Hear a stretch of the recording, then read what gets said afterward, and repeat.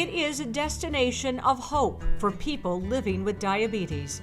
The Vanderbilt Eskin Diabetes Clinic began as a personal and professional mission for the late Dr. Irwin Eskin and his wife, Annette. Really thrilled. Always am when I walk through this clinic. As a family that lived with diabetes, Mrs. Eskin knew there was a great need for integrated diabetes care.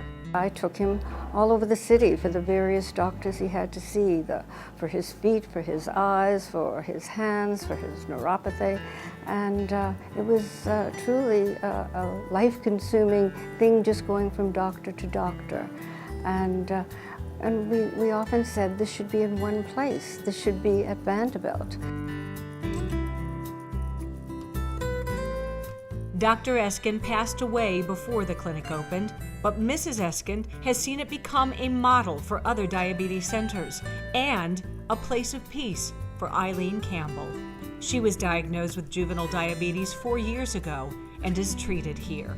A lot of times I've come in probably like the last person they wanted to see, you know, crying and upset and not taking care of myself, and they just kind of calm me down, pick you up, send you back out.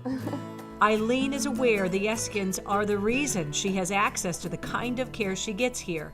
She couldn't be happier to honor Mrs. Eskin. She's incredibly generous, and aside from all that she's given to Nashville and Vanderbilt and me personally, she's just a very fun and an elegant woman. Marty Fry told me that when he was a kid, when he first came to me, that his mother used to have to chase him around the room to give him insulin shots. And she said to make sure I told you hello. Another diabetes hero, Dr. Lawrence Wolf.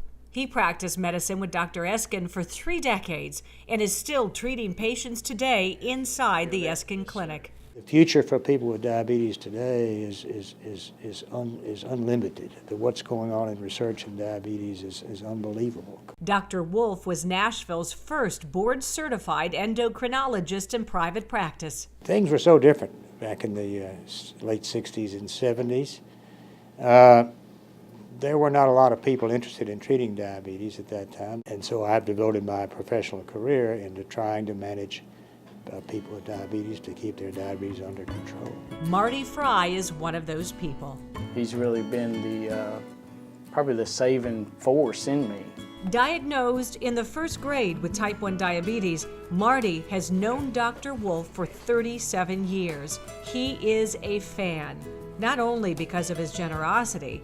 Dr. Wolf and his wife Sally endowed a fellowship that recruits and trains doctors to work in the diabetes field, but also for his dedication to patients. I'd say he's helped a lot more people than I could ever imagine. Dr. Lawrence Wolf and Mrs. Annette Eskin are 2 people who have never craved the spotlight, but tonight they are in it for an official thank you on an important night for diabetes research.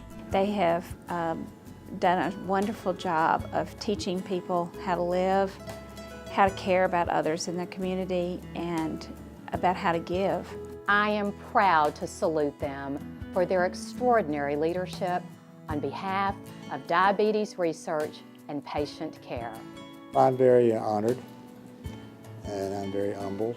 My greatest hope is that they find a cure, that that miracle will become a reality.